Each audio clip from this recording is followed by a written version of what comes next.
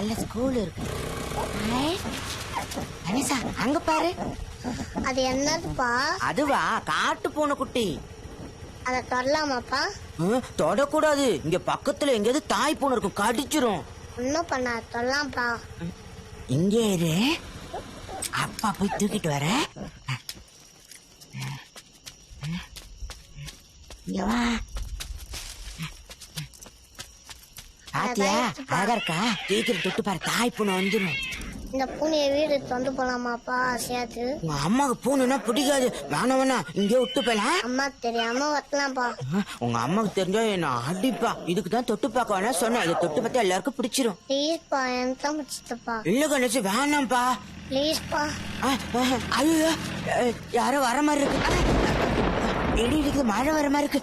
இந்த பிடி பத்திரம். பூனை பூனை பூனை பூனை